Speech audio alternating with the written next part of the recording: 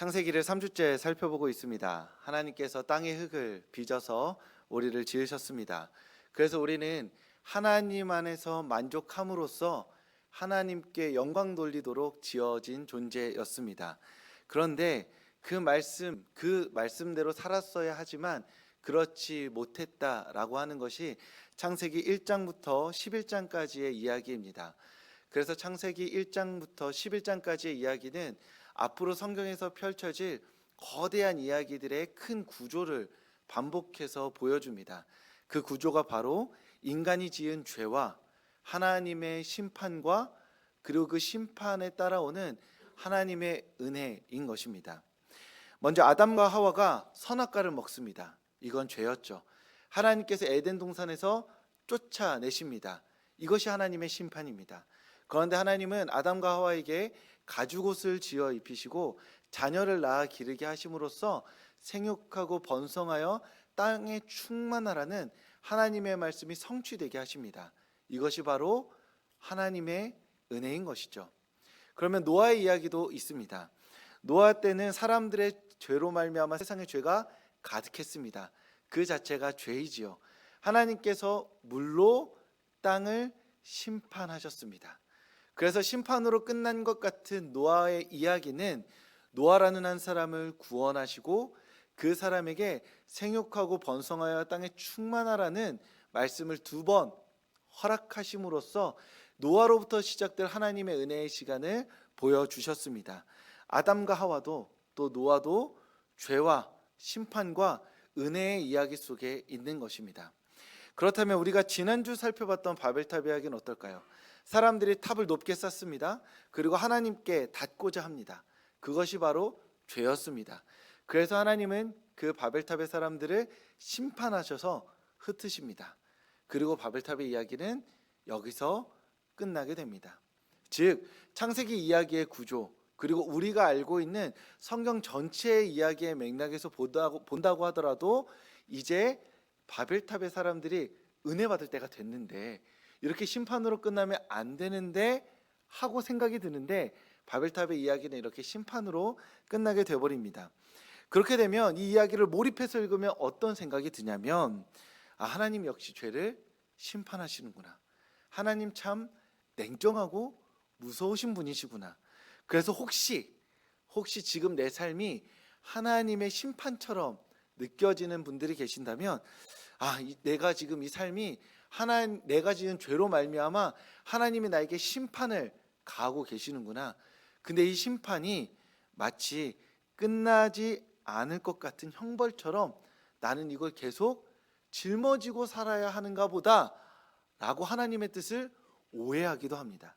때로는 하나님이 어떤 분이시냐 물었을 때 하나님 죄를 싫어하시고 죄를 미워하시고 그래서 심판하시는 하나님이라고 우리가 그렇게 하나님을 마음으로 받아들이고 생각하게 되기도 합니다. 하지만 하나님의 심판은 그저 죄를 교정하는 교도관적인 목적만 있는 것이 아닙니다.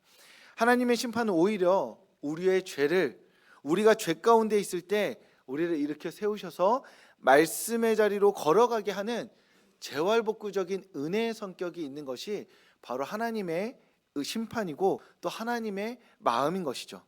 호세아는 하나님의 심판대에 놓인 이스라엘에게 이렇게 말씀합니다. 오라 우리가 여호와께 돌아가자. 왜요? 여호와께서 우리를 찢으셨으나 우리를 낫게 하실 것이다. 우리를 치셨으나 우리를 싸매어 주실 것이다. 이틀 후에는 우리를 살리시고 셋째 날에는 우리를 일으키실 것이다 라고 호세아 예언자는 우리에게 말하고 있습니다. 즉 하나님이 우리에게 심판하셨지만 그로 말미암아 우리가 찢어졌고 상처 입었지만 하나님의 심판은 찢고 상처 입히시는 데서 끝나는 것이 아니라 이튿날에는 사흘에는 끝내 우리를 회복시키실 것이니 여호와께 돌아가자라고 호세아 예언자가 말하고 있는 것입니다.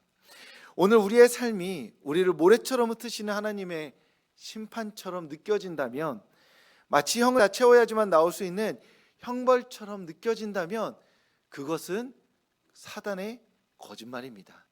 하나님의 말씀은 심판이 아니라 재활복구적인 은혜로 인도하는 과정이니 내가 너를 이튿날에는 사흘에는 일으켜 세우고 다시 살리리라 말씀하시는 것입니다. 혹여 우리가 믿고 있는 하나님이 죄를 심판하시는 무서운 하나님, 그렇게 우리를 지옥의 땔감으로 던져버리시고 그 땔감의 온기로 따뜻함을 느끼시는 잔인한 하나님으로 느끼시는 성도님들이 계시다면 그 느낌은, 그 말은 결코 진리가 아니라 사단의 속임수인 것입니다. 하나님은 반복해서 말씀드리지만 우리의 죄를 치시고 상처 입히실 수 있으시지만 나아가 결국에는 우리를 살리시는 하나님이신 줄로 믿습니다. 그러니 그 재활복구의 하나님, 변혁갱신의 하나님의 은혜를 기다리며 기도하는 성도님들 되시길 주님의 이름으로 축복합니다. 긴 겨울의 끝에 유채꽃처럼 주님의 은혜의 향기가 우리의 삶에 스며들고 채우기를 기대하고 믿으며 그 하나님의 은혜를 기다리시는 성도님들 되시길 주님의 이름으로 축복합니다. 하나님은 이틀 후에, 그리고 셋째 날에 우리를 살리시고 일으켜 세우실 것입니다. 그리고 그 일은 이 예배의 자리 가운데 말씀을 듣는 이 순간에, 그리고 말씀을 들으며 하나님 앞에 우리의 삶을 기꺼이 드리는 그 결단의 순간에 일어날 줄로 믿습니다. 그러니 오늘 우리에게 말씀하시는 하나님의 말씀을 기대하며 그 은혜를 갈망하는 성도님들 되시길 주님의 이름으로 축복합니다. 하나님께서 바벨탑의 사람들을 흩으셨습니다. 그렇게 심판하셨죠. 그리고 앞서 말씀드렸던 것처럼 무언가 그들에게 은혜를 베푸시지 않는 것처럼 이야기가 마무리되었습니다. 그런데 하나님은 거기서 결코 이야기를 끝내지 않으시고 새로운 인물 한 사람을 부르심으로 말미암아 하나님의 은혜가 이 역사 가운데 다시 시작됨을 보여주셨습니다. 바로 그 선택받은 한 사람이 아브라함인 것입니다. 오늘 우리는 인간의 죄와 하나님의 심판으로 상처 입은 세상 가운데 하나님께서 어떻게 아브라함이라는 한 사람의 이야기를 통해 은혜를 베푸시는지 함께 살펴보고자 합니다. 그 이야기의 첫 번째로 하나님은 아브라함의 결핍 가운데 은혜를 베푸신 하나님이셨습니다. 하나님께서 창세기 12장 1절에서 아브라함을 부르십니다. 성경을 차분히 읽다 보면 우리는 깜짝 놀라게 되죠. 왜냐하면 아브라함이 처음 등장하는 것 같은데, 그런데 갑자기 하나님께서 고향과 친척과 아버지의 집을 떠나라고 말씀하시니 우리 입장에서, 아브라함에게 과몰입하는 우리 입장에서는 당황스러울 수밖에 없습니다. 하나님 부르실 거면 무언가 디딤돌이 있어야 되는데, 도움닫기를 한 후에 부르셔야 우리가 주님 앞에 기꺼이 순종할 수 있는데, 하나님 이렇게 앞뒤 없이 맥락 없이 다짜고짜 부르시면 우리 믿음 없는 저는 당황할 수밖에 없습니다 라고 조금 아브라함의 입장에서 걱정되고 그리고 또 두렵기도 한 것이 이 오늘의 부르심인 것입니다. 제가 늘 인용하는 저의 친구 곰이 있습니다. 제 친구 중에 이제 곰, 그리고 개미가 있고 이렇게 부엉이가 있고 전 거북인데 곰 친구가 있습니다. 키도 크고, 그 친구가 어렸을 때 저와 함께 고등부 시절에 열심히 신앙생활 하던 친구였습니다. 힘이 세서 교회 일도 도맡아 했었고 성실하고 좋은 성품으로 교회에서는 장차 집사, 안수 집사, 부장감이라고 이렇게 손꼽히던 투톱 중에 한 명이 그 곰 친구였습니다. 곰이 한 명이었으면 그 다음은 누구였을까요? 저죠. 네. 제가 생각보다 어렸을 때부터 모범생이었습니다. 그래서 휘경교회의 인재가 저였습니다. 그런데 그 친구가 곰 친구가 어느 날부터 좀 교회 생활에 뜸한 거예요.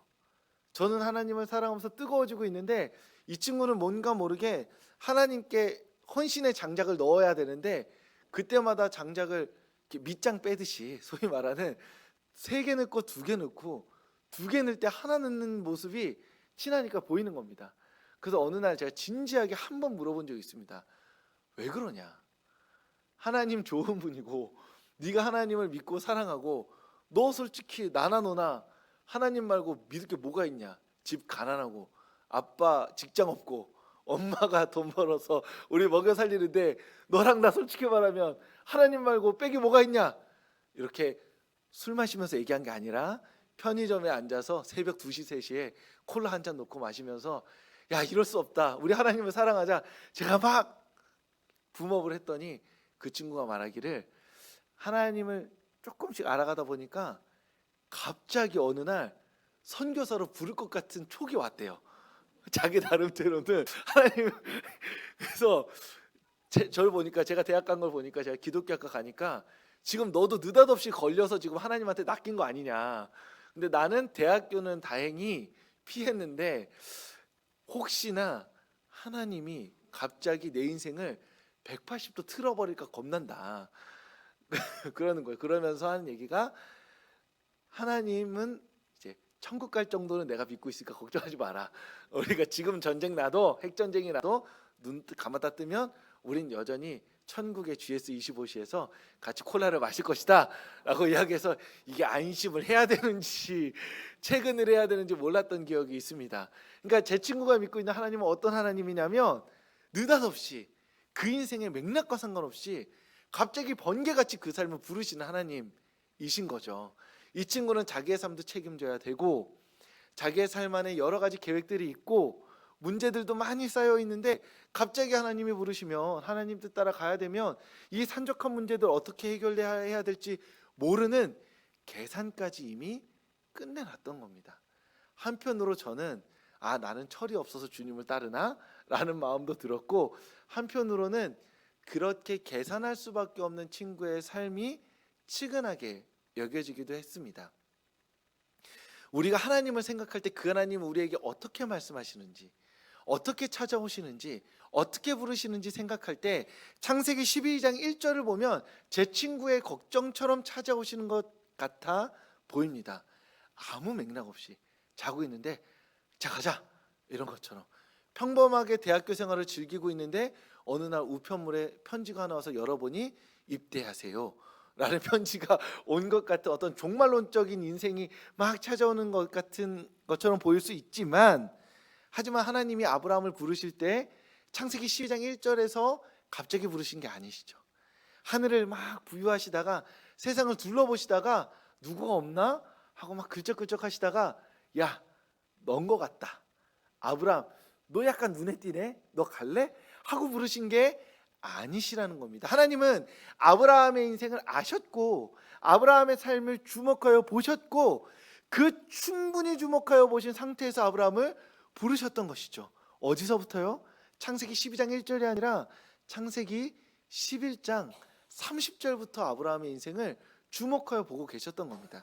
창세기 11장 30절 말씀을 제가 읽어드리겠습니다. 아브라함의 삶이 어땠냐 하면, 사레는 임신하지 못함으로 자식이 없었더라. 아멘. 창세기 11장에는 바벨탑 사건 이후로 셈족의 족보가 막 등장합니다. 그러면서 족보에 뭐가 나오죠? 낳고 낳았다 라고 합니다. 이 사람들이 어떤 위대한 왕이나 귀족들이 아닙니다. 그냥 셈족의 족보인 거예요. 너무나 평범하고 보통의 사람들이 낳고 낳으면서 생육하고 번성하여 땅에 충만하라는 하나님의 말씀에 존재로 순종하는 이야기가 창세기 11장의 족보인 것이죠. 그런데 느닷없이 아이를 가지지 못하는 한 가정이 나옵니다. 그게 바로 아브라함과 사레 가정입니다. 아브라함 생육하고 번성하는 우르 땅 가운데 모두가 다 아이를 낳고 있어요. 모두가 다 자신의 가족들을, 하나의 공동체를 이루어서 대가족을 이루며 살아가고 있습니다. 그런데 75세가 될 때까지 생육하고 번성하여 땅에 충만하라는 이 지극히 쉽고 단순한 하나님의 명령에 존재적으로 불순종하며 살아온 사람이 바로 아브라함과 사레였던 것이죠. 하나님의 지상 명령을 애초에 순종할 수 없는 것이 바로 아브라함 그리고 사레였던 것입니다. 하나님께서 주목하여 본 삶이 바로 이것입니다. 12장 1절에 그냥 아브라함이 아니라 11장 30절에 생육하고 번성하여 땅에 충만하지 못하는 그 결핍 가운데 놓인 아브라함의 삶을 보시고 아브라함 인생 가운데 찾아오신 겁니다. 그 움푹 패어버린 함몰된 인생의 자리를 하나님께서 온 세상을 둘러보시며 지켜보시고 주목하시다가 아브라함, 이제 너가 나와 함께 가자 하고 아브라함을 찾아오신 것이죠. 하나님은 놀라운 약속을 하시며 하나님과 함께하는 모험으로 아브라함을 초대하신 것입니다. 느닷없이, 맥락 없이, 갑작스럽게 하나님이 자신의 마음의 때에 찾아오신 것이 아니라 그 결핍과 목마름과 메마름 가운데 있는 아브라함을 주목하여 보시다가 그 삶을 채우시기 위해 아브라함을 찾아오신 것이죠. 하나님께서 우리에게 찾아오십니다. 아브라함에게 찾아오셨던 것처럼 찾아오십니다. 아브라함을 부르셨던 것처럼 우리 인생을 부르십니다. 그런데 하나님께서 언제 우리 인생을 부르시냐? 결정적인 순간, 그 순간은 충만의 순간이 아니라 결핍의 순간인 것입니다. 해갈되어지는 순간에 하나님께서 우리를 부르시고 찾아오시는 것이 아니라 목마른 갈증의 순간에 하나님께서 우리를 찾아오시고 부르시는 것입니다. 밝은 빛의 순간에 누가 보아도 반짝반짝 빛나서 그 존재 자체로 하나님께 영광이 될 것 같은 순간에 하나님께서 우리에게 찾아오시고 부르시는 것이 아니라 짙은 어둠 가운데 누구도 우리를 주목하여 보지 않는 그 순간에 하나님께서 우리의 삶을 주목하여 보시고 우리에게 찾아오시고 우리를 부르시는 것입니다.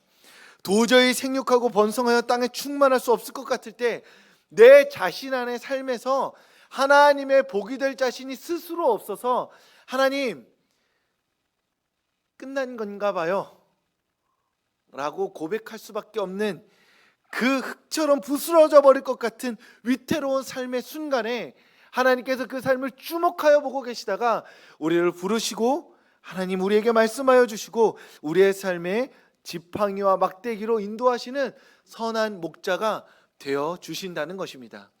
우리는 하나님의 응답의 순간에 하나님께서 우리에게 찾아오셨다라고 고백하는 이야기들을 많이 듣습니다. 그런데 역설적이게도 우리는 결핍의 순간에 하나님을 찾는 존재들입니다. 우리가 모든 것이 갖춰지고 충만한 순간에는 온전히 하나님을 찾는 자가 아니라 어찌 보면 우리에게 주어진 선물 안에서 만족하며 하나님을 덧붙인 믿음의 고백을 드리고 있는지도 모르는 것입니다. 그래서 우리는 역설적이게도 가장 메마른 순간에, 가장 결핍된 순간에, 하나님을 도저히 찾을 수 없는 순간에 생육하고 번성하여 땅에 충만하라는 하나님의 명령에 순종할 수 없을 만큼 바닷 가운데 내려온 순간에 가장 진실되게 하나님을 찾는 자가 됩니다. 그리고 그렇게 가장 진실되게 하나님을 찾는 자를 하나님께서 찾아오십니다. 그리고 그런 사람들을 붙잡아 주셔서 세우시고 회복시키시고 그 은혜 가운데 하나님의 복의 통로가 되게 해주십니다. 우리 각자가 살아온 삶이 어떤지 저는 알지 못합니다.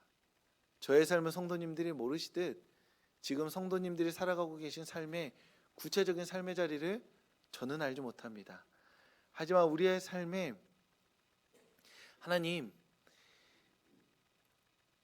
하나님께 드릴 삶이 없습니다.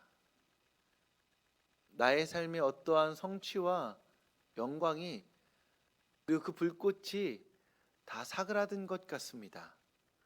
예전엔 참 많았던 것 같은데 10년 전만 해도 참 뜨거웠던 것 같은데 그때는 주머니에서 뭐라도 꺼내면 나왔던 것 같은데 이제는 아무것도 없습니다.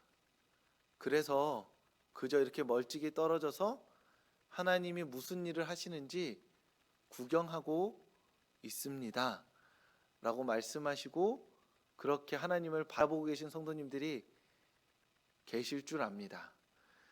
하나님은 그 삶의 자리에 찾아오십니다. 드릴 것이 없다고 뒷걸음질 치는 삶에 우리의 뒤로 오셔서 우리의 등에 손을 대시고 이제 같이 가자고, 이제 다 비워졌으니 너의 손에 나밖에 없으니 나와 함께 가자고 우리에게 말씀해 주시는 분이 바로 우리가 믿고 우리가 사랑하고 우리가 고백하는 하나님이신 것입니다. 그러니 우리의 삶의 자리에서 우리가 무엇을 하나님께 드릴까 고백하며 하나님 이것뿐입니다 라고 고백하는 것이 아니라 하나님 이렇게 비워져 갈수록 우리를 채우실 하나님을 기대하게 됩니다. 저의 삶이 텅 비어갈수록 저의 불꽃이 사그라들수록 다시 한번 이 불꽃을 불태우셔서 하나님께 나의 삶을 드리게 하실 그 주님의 선하심과 인자하심과 자비하심이 너무나 기대됩니다. 저는 믿음이 없지만 말씀을 의지하여 주께 고백합니다. 주님, 저를 채워주시옵소서.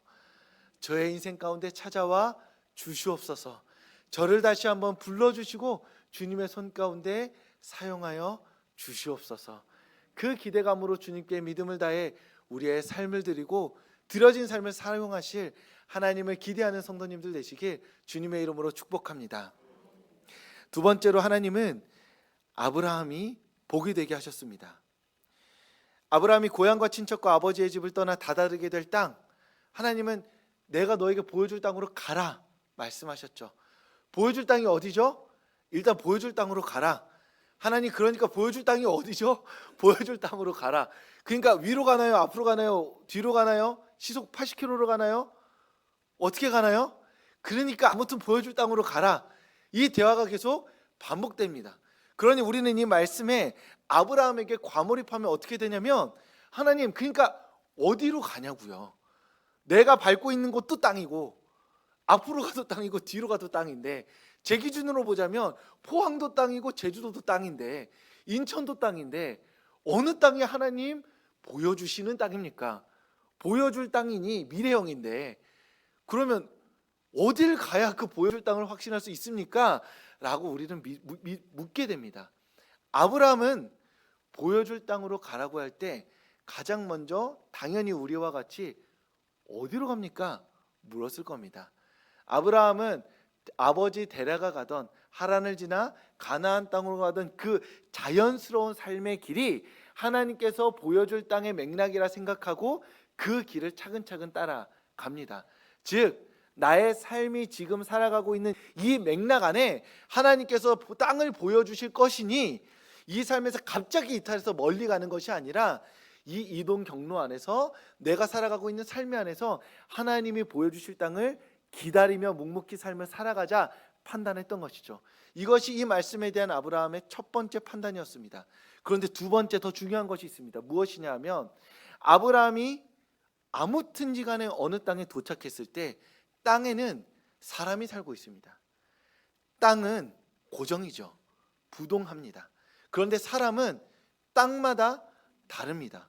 그러니 아브라함은 그 땅에서 누구를 만나게 될지가 더 중요하게 되는 것이죠. 제가 앞서 말씀드렸듯이 제주에 살든 포항에 살든 인천에 살든 서울에 살든 땅이 문제가 아니라 가장 중요한 건 살아보니 사람이 중요한 것이죠. 어디나 사람입니다. 그러면 아브라함에게 있어서 땅에 있는 사람은 누구냐 하면 11장의 맥락에서 보자면 하나님과 같이 되려다 하나님께서 흩으신 사람들이 흩어져 있는 세상, 그리고 그 사람들이 모여 있는 곳이 그리고 그게 바로 땅의 사람들인 것이죠. 아브라함이 만나게 될 사람들은 하나님에게 순종하여서 생육하고 번성하여 충만하라는 그 말씀에 순종하여서 긍정적으로 흩어져 모여 있는 사람들이 아니라 창세기의 맥락에서 보자면 끊임없이 하나님에게 죄를 짓고 하나님과 같이 되려다 하나님의 심판을 받았던 사람들, 그래서 하나님이 재활복구시키셔서 은혜를 주셨지만 끝내 바벨탑에서 결국 하나님께 반역하여 하나님이 억지로 흩으신 사람들, 그래서 하나님의 심판의 상처가 마음 가운데 새겨진 사람들인 것이죠. 아브라함이 나아가야 할 세상은 깨어졌고 상처 입은 사람들로 가득한 땅이었던 겁니다. 로마서의 말씀처럼 하나님의 아들들이 등장하기를 기다리고 있었던 그런 땅이었던 것이죠. 이런 깨어지고 상한 세상에 하나님은 아브라함에게 넌 큰 민족을 이루고 결정적으로 복이 되라 라고 말씀하십니다. 아브라함, 넌 복이 될 거야. 왜요? 세상에 복이 없기 때문입니다. 복으로 살아가는 사람들이 없기 때문입니다. 만약 이 세상 사람들이 모두 복이 있다면, 아브라함처럼 하나님의 복을 누리는 사람들이라면 당연히 아브라함이 복이 되는 것은 특별한 일이 아니죠. 이 세상 모두가 다 180, 키가 180이란 세상에 살고 있는데 제가 175입니다. 그런데 하나님이 저에게 말씀하시죠. 문순아, 너는 이 세상에서 180cm가 되라. 그럼 제가 묻겠죠. 하나님, 그냥 저만 5cm 큰 건데요. 이왕이면 제가 이 세상에서 하나님의 은혜와 구원을 받았다고 자랑하게 만들려면 180인 세상에서 185는 돼야 되는 거 아닙니까? 제가 180이 돼서, 여러분 보세요, 전 175에서 5cm나 커서 180이 되었습니다. 하나님은 이렇게 놀라운 은혜를 주신 하나님입니다 라고 말하면 다 180인 사람들이 왜 난 태어날 때부터 180이었는데? 라고 말하게 되는 거죠. 그러니까 이 세상의 모든 사람들이 하나님의 복을 누리고 있었다면 아브라함이 복이 되어서 세상 사람들 만난 사람마다 저를 통해 하나님이 여러분들에게 복을 주실 거예요. 아니, 우리 옆집에 이 씨도 앞집에 김 씨도 다 복이야. 우리 복 많아. 딴 데 가봐. 라고 말하게 되겠죠. 이 세상은 깨어지고 상한 세상입니다. 하나님께서는 아브라함이 복이 되라 말씀하셨습니다. 그래서 너는 복이 없는 세상 가운데, 깨어지고 상한 세상 가운데 복이 될 존재로 부르셨다고 말씀하시죠.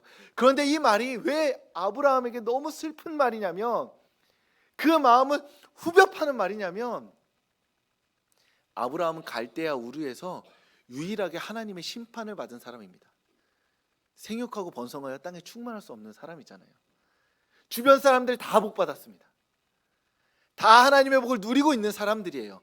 자녀를 낳음으로써 하나님의 복을 받았음을 입증하는 세상입니다. 그런데 사례는 불임이에요. 아브라함은 75세입니다. 단 한 번도 하나님의 복을 받아보지 못한, 저주받고 심판받은 삶입니다. 그런데 그 삶을 향해 복이 되라 말씀하시는 겁니다. 이 삶의 자리가 아니라 떠나서 복이 없는 세상에 복이 되라 말씀하시죠. 지금 아이를 줘서 세상 가운데 당신이, 내가 복이 있는 존재로 일단 1차로 입증한 다음에 그 입증한 자신감을 가지고 세상에 나가라고 말씀하신 게 아니라, 맞아, 너는 지금 깨어지고 상처 입은 사람이야. 너에게 하나님의 저주가 임한 것 같고 하나님의 심판이 임한 것 같고 너에게 복이 없는 것 같은데 나는 널 복이 되게 할 거야. 내가 너에게 말한다. 너는 복이 될 거야. 모든 민족의 아버지가 될 거야. 너로 말미암아 온 민족이 복을 받게 될 거야. 그러니 나와 함께 가자 말씀하시는 거죠. 아브라함은 이 세상 가운데 자신을 입증함으로 복이 되는 사람이 아니라 하나님의 말씀에 순종하여 하나님과 동행할 때 복의 통로가 되기로 부름받은 사람인 겁니다. 하나님이 우리를 부르실 때 우리 옆 사람에게, 우리 뒷 사람에게, 우리 앞 사람에게 내가 복이 될 만한 사람으로 입증하게 하시는 분이 아니시라는 겁니다. 여러분들이 하나님의 복을 전할 사람으로, 복의 통로로 쓰임 받는데 다른 사람에게 입증할 필요가 전혀 없는 것이에요. 우리는 그저 하나님께서 우리에게 말씀하셨으니 말씀과 기도 가운데 예배하며 주님 저를 사용하여 주시옵소서, 주님과 동행하는 삶을 살겠습니다. 주님께서 저를 어떻게 사용하실지 저는 모르겠는데 저는 그저 주님을 사랑하며 살겠습니다. 이렇게 30년을 사랑하는 삶을 살아가면 주님께서 저의 인생길 가운데 하나님을 사랑하는 충만한 사랑을 흘러넘치게 하셔서 나의 가족에게, 나의 친구에게, 내 주변에 하나님의 사랑을 전하는 하나님의 복이 되게 하시는 겁니다. 하나님께서 그렇게 아브라함을 부르신 겁니다. 입증함으로써 복이 되는 것이 아니라 복이 되라는 말씀을 믿고 하나님과 동행함으로써 복의 통로로 쓰임받으라 말씀하신 것이 하나님이시고, 그렇게 저와 성도님을 부르고 계신 분이 바로 우리가 믿고 있는 하나님이신 것입니다. 하나님께서 아브라함을 부르셨듯 오늘 성도님들 부르고 계십니다. 하나님께서 우리의 결핍을 메우실 것입니다. 상처와 깨어짐을 싸매어 주실 것입니다. 하나님 안에서 온전히 회복시키시고 우리가 선 이 세상 가운데 하나님의 희망과 은혜의 증인이 되게 하실 것입니다. 그런데 그 일은 우리가 지금 다른 사람들과 비교하여 일정 수준의 삶을 성취해야지만 이루어지는 것이 아니라 하나님과 동행하는 삶을 살겠다고 결정하는 이 순간부터 시작되는 삶인 것입니다. 그러니 오늘 우리를 부르신 하나님에게 주님, 제가 여기 있습니다. 저의 삶을 받아 주시옵소서. 복이 되라 말씀하신 그 말씀에 순종하겠습니다. 하나님을 사랑하겠습니다. 말씀을 읽어내겠습니다. 주님께 기도하며 나의 삶을 드리겠습니다. 그러니 이 작고 보잘것없어 보이지만 성실하고 진실된 삶을 받아 주시옵소서라고 기도하며 주님께 삶을 드리며 주님과 동행하는 삶을 시작하시는 성도님들 되시길 주님의 이름으로 축복합니다. 기도하겠습니다.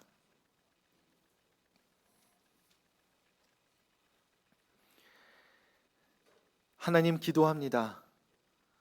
우리에게 하나님이 필요합니다. 하나님이 아니고서는 해결되지 않는 문제들이 있습니다. 우리가 이 문제들을 해결하기 위해서 돈이 필요하다고 기도하기도 하였습니다. 사람이 필요하다고 기도하기도 하였습니다. 내 삶을 한 번에 바꿀 무언가가 필요하다고 그렇게 하나님께 간절히 기도했던 나날들이 있었습니다. 하나님, 오늘에서야 다시 한번 진실된 마음으로 믿음으로 고백합니다. 하나님, 우리에게는 하나님이 필요합니다. 그 모든 것보다, 그 어떤 것보다 먼저 하나님이 필요합니다.